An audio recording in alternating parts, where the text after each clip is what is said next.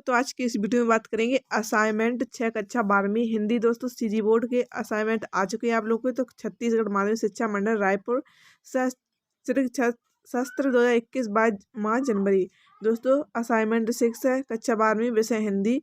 पूर्णांक आपका 20 होगा। इसमें सभी आप लोगों के क्वेश्चन आंसर मिलेंगे।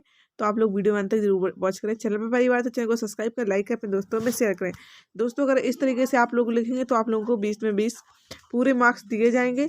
तो आप लोग इस वीडियो को जरूर देखिएगा। दोस्तों अगर आप लोगों को इसकी पीडीएफ चाहिए तो आप लोग गूगल पर सर्च करिए www.upboard.live। इस तरीके से आप लोग सर्च कर सकते हैं और अपनी पीडीएफ डाउनलोड कर सकते हैं। दोस्तों देखिए, पहला क्वेश्चन पूछा गया है, निर्देश दिए सभी प्रश्न अनुवाद करना है आप लोगों को। प्रश्न पहला देख लीजिए, चलते हैं। दोस्तों रस का अच्छे पात्र से कवि ने रचना कर्म की किन विशेषताओं की ओर इंगित किया है? छोटा मेरा खेत कविता के आधार पर स्पष्ट कीजिए। दोस्तों आंसर देखिए, रस का अच्छे पत्र से कवि ने रचना कर्म की किन विशेषताओं की ओर इंगित किया है? दोस्तों आंसर देखते हैं। रस का अच्छे पात्र एक ऐसा पात्र जिसका रस कभी समाप्त ना होता हो, कभी नष्ट ना होने वाला। रस अच्छे पात्र कभी खाली नहीं होता है। रस जितना बांटा जाता है उतना ही बढ़ता है। कविता का रस चिरकाल तक आनंद देता है। यह रचनाकार की सिद्धांतता को दर्शाता है। इस कथन के माध्यम से कवि ने रचना कर्म की किन विशेषताओं की ओर इंगित किया है? साहित्य रचना का रस होता है। साहित्य रस कभी झुकता नहीं, अर्थात समाप्त नहीं होता है। साहित्य रस द्वारा असंख्य पाठकों को रसानुभूत करती रहती है, कभी ना कम ना होकर बढ़ती। उत्तर साहित्य कलजयी होता है। दोस्तों दूसरा क्वेश्चन देख लीजिए आप लोग। सिंधु सभ्यता साधन संपन्न थी पर उसमें भावनात्मक का आडंबर नहीं था, कैसे समझा कर लिखिए। उत्तर देखिए, इस लेख के आधार पर हम कह सकते हैं कि सिंधु सभ्यता साधन संपन्न थे पर उसमें भव्यता का आडंबर नहीं था। इस बात के पीछे ठोस कारण है। मोहनजोदड़ो शहर का व्यवस्थित ढांचा और मकानों की बनावट आदि से पहली नज़र में है बात सामने आ जाती है। वहाँ की सड़कों की बनावट सीधी सादी थी। सड़कें उचित रूप से चौड़ी और साथी मकान की बनावट बहुत ही भव्य नहीं थी। अधिकांश मकानों पर सामूहिक अधिकार था।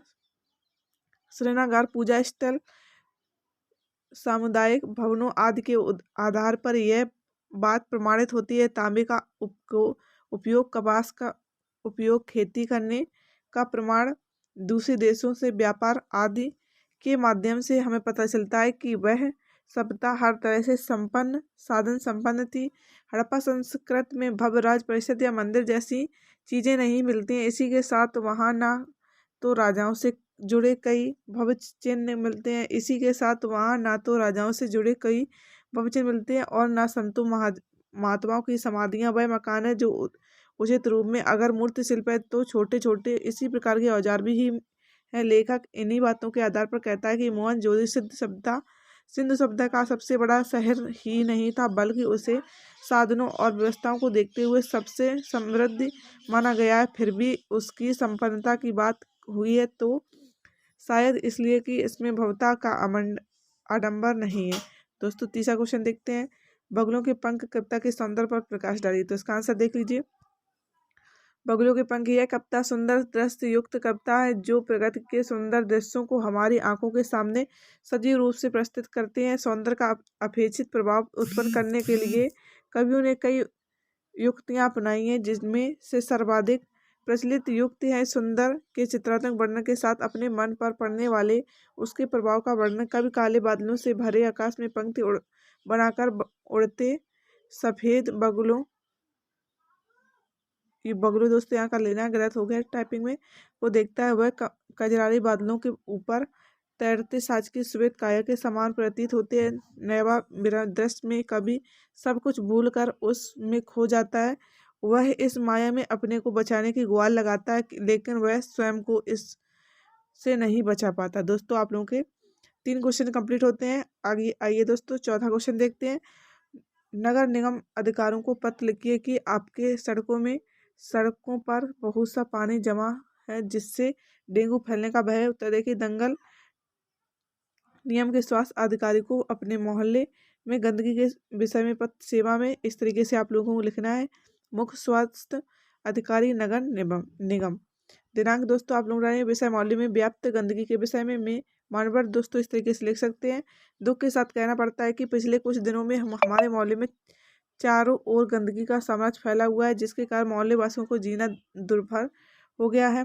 मोहल्ले में जहां तहां सड़कों गलियों में फेंके हुए कूड़े कचरों को ढेर पर पशुओं का जमावड़ा लगा रहता है। चारों ओर फैली गंदगी के कारण पूरे मोहल्ले में मक्खियों और मच्छरों का साम्राज्य फैला है, जिससे डेंगू मलेरिया तरह की बीमारियां के फैलने का डर बना रहता है। अतः आपसे नम्र निवेदन है कि हमारे मोहल्ले में जल्द से जल्द सफाई करवाई जाए, जिससे मोहल्ले के लोगों को नर्क का जीवन गुजारने से मुक्ति मिल सके। दोस्तों धन्यवाद। इस तरीके से आप लोग लिख सकते हैं। अगर चैनल पर पहली बार तो चैनल को सब्सक्राइब करें, लाइक करें और अपने दोस्तों में ज़्यादा शेयर करें। दोस्तों अगर आप लोगों को और असाइनमेंट 6 का सलूशन चाहिए तो आप लोग कमेंट कर सकते हैं और बता सकते हैं, आप लोगों को सलूशन जल्दी मिलेगा। प्रश्न नंबर 5 देखिए, सिंधु सभ्यता का सौंदर्य बौद्ध समाज पोषित था। अतीत में दबे पांव के आधार पर समझाकर लिखिए। उत्तर देख लीजिए।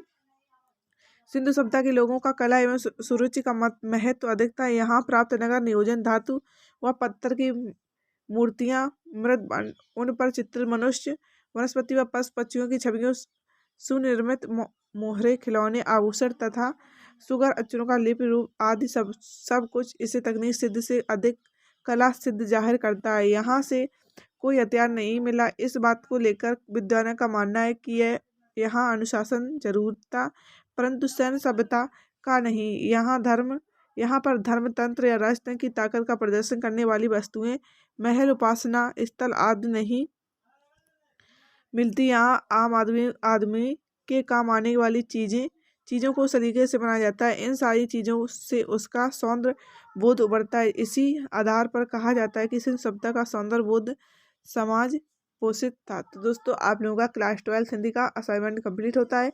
अगर आपको वीडियो पसंद आए तो वीडियो को लाइक जरूर कर दें, चैनल को सब्सक्राइब कर लें और इसकी PDF डाउनलोड करने के लिए आप लोग गूगल पर सर्च कर सकते हैं www.upboard.live। दोस्तों मिलते हैं नेक्स्ट वीडियो के साथ, तब तक बाय बाय, टाटा।